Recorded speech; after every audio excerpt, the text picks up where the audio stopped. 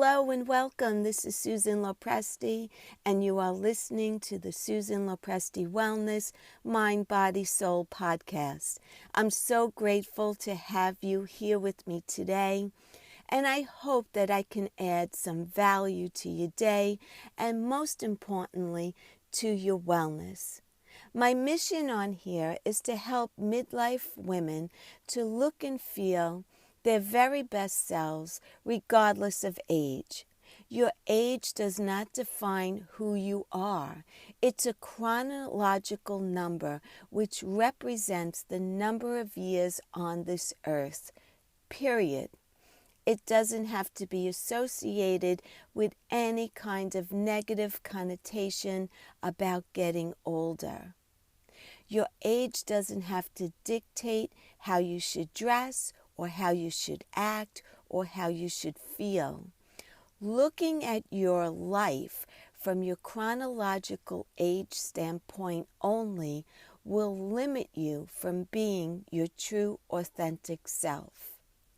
Physical health many times is a reflection of our emotional relationship to aging.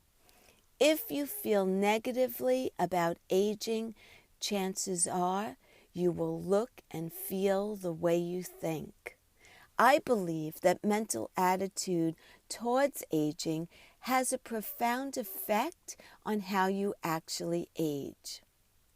I want to take some time on this topic today to set the stage that aging doesn't have to be a doom or gloom time of life. If we can change our thoughts and begin believing that this is the best time of our life, our health will reflect that. Up until this point in our lives, we've accomplished so much. So let's look at a typical scenario of a woman's life. Not everyone is going to fall into this category exactly because everyone is different. But I do believe that most women will be able to relate to this scenario. So let's go back to college. We chose a major for our career to pursue, right? We graduated, we established our career, perhaps we got married and had children, and perhaps we raised our children all while we maintained our own career. And if that's the case, that is no easy feat in itself. Hopefully, at this point, our kids have their own careers and are living independently. And here we are. We're in our 50s or older, and we've accomplished all of this or something that comes close to this scenario. And now you're looking closer to your retirement years. We finally see the light at the end of the tunnel to having more leisure time to do the things that we've been putting off for so long because we were so busy taking care of everybody else in our life. Now that we are at this wonderful time in our life, we want to be sure that we're able to enjoy it for many years to come. We have earned this right. So while there's no cure for aging, there are many things that we could do to preserve our health and to enjoy this wonderful chapter of our lives. What can we do to change our own attitude about getting older? So first of all, catch yourself indulging in any type of stereotypical thinking about the aging process. Start viewing yourself not from your age, but on who you or how you would like to see yourself as you're aging. Focus on how healthy you are. Focus on being free of any age-related diseases or health challenges that we have come to believe are associated with aging. Change your mindset. Don't say things to yourself like, I'm too old for this shit, or I'm having a senior moment, or I can't do what I used to do. Your mind will believe whatever you tell it. Your mind is a very powerful tool. You can train it to believe whatever you want it to believe. So let it believe that you are owning your age and that you are wearing it to the best ability that you can. So let me give you an example. Before I was turning 50, I was getting all kinds of promotional material in the mail from organizations like AARP. I was getting lots of funeral solicitations, life insurance policy solicitations, and everything and anything associated with getting old. They had me preparing to be 6 feet under in no time. I decided that I was going to ignore all of that noise and just continue to do all the things that I've always done and not pay attention to the number. I never was good at numbers anyway, so why was I going to start paying attention to my number, my chronological age? I decided to just ignore it. And I will discuss a lot of this in detail in, upcoming episodes. But for now, here are some very important tips that I want to share with you for changing your mindset and being excited for this time of life instead of looking at it from a negative standpoint. So number 1, be sure to stay mentally active and socially connected. Create a wide network or a wide social network of individuals from diverse age groups. And this is very easy to do, especially if you're still in the workforce, because you could associate with many different age groups. And that's important because you'll be getting a perspective on how older people pursue things versus younger people, and maybe you want to fall in the middle of the two. But it will just make you very mindful of the thought process of different age groups. Number 2, you want to continue to learn new things. Take classes, explore new environments, and stay up on current trends and topics. Keep up on current events so that you can hold a conversation with others about what's going on in the world. And hopefully it could be a positive conversation about making a positive impact. Staying mentally active is just as important as staying physically active. If you don't use your brain muscle, you will lose it. The same way, if you don't exercise your body, you will lose your body muscle as well. So you need to make sure that you're active with your brain and your body. And we will talk more about that in upcoming episodes as well. Get involved with a new sport or pick one that you always wanted to try.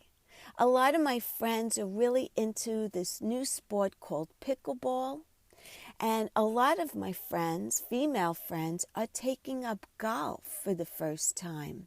And these are great social activities to meet new people because you play as a group and not just by yourself.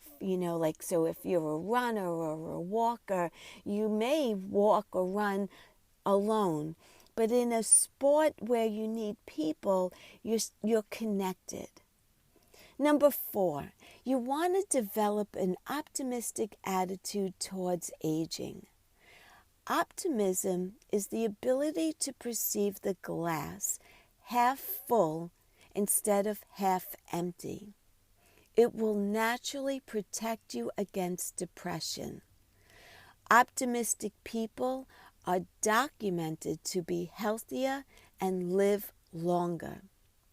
One study that I researched found that depressed people were 4 times more likely to suffer from heart attacks than their optimistic, non-depressed counterparts.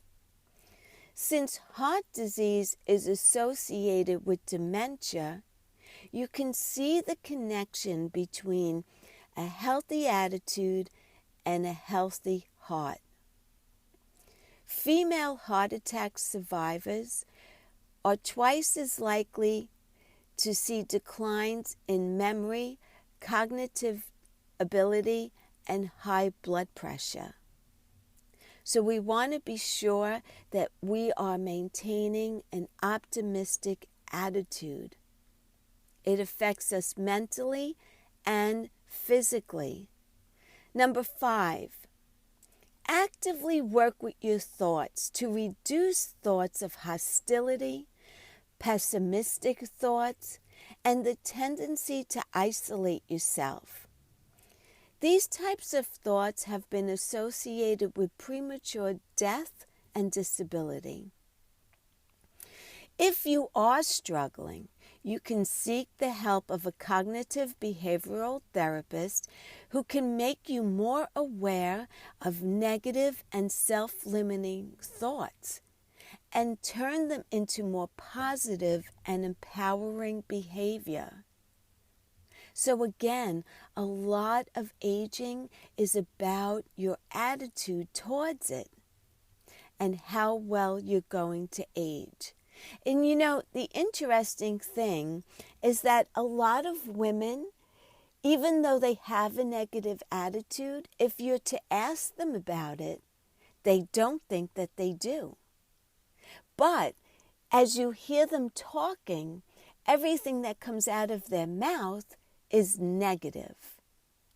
And so they don't even realize what they're actually telling themselves. Number 7, develop a healthy sense of humor, right? Laugh at things. Find humor in any kind of a situation. I mean, of course, if it's something terribly negative, you're not going to. But the simple little things, don't sweat the small stuff. It's really not that important. And any kind of stress is adding to the aging process. And we want to do the reverse. Number 8, and this is a no-brainer, and I talk about this in my health coaching programs, and I will talk about it a ton on here as well, but you need to eat healthy and we need to exercise. It has validity and it's proven, so let's get busy with that. Number 9, lastly, and don't be shocked by this, by what I'm about to say, but never retire. You may want to retire from your current job that you've been doing for years, but never fully retire. Explore what you love to do. And maybe you could learn how to make money doing it, and it will never feel like a day of work. This will give you a sense of purpose each and every day. It doesn't need to be a full-time gig or 5 days per week. And you don't even need to make money with it if you don't need to make money. But if it's something that you enjoy and defines who you are and gives meaning to your day and feeds your soul, then that's what you should be doing. The point is to continue to learn, stay active, stay social. Have a strong, positive attitude and surround yourself with those who feel the same way. You will continue to attract blessings in your life and continue to enjoy your life for many years to come. In upcoming episodes, I'm going to talk a great deal about alternative healing because I'm a believer that we are all healers of ourselves. We just need to know the tools that we need in order to heal. And that is the purpose of this podcast, healing to rejuvenate. We have so much more to cover, and I'm so excited to be sharing all that I have learned over the years and sharing it with you. I am excited for your transformation back to great health. The sooner we start focusing on our health, the sooner we can begin to do the things that we've been putting off doing for so long already. We don't want poor health standing in the way of us enjoying this time of our life that we so rightfully have earned and deserve. Ladies and gentlemen, until next time, thank you so much for spending your valuable time with me here today. I so appreciate all of you, and I look forward to having you join me again on here next time. If you like what you've heard today, please subscribe to my podcast, and please feel free to share it out to your friends and your family who you feel would benefit from listening to this podcast. Thank you so much. Have a beautiful day. Until next time, be well. Bye for now.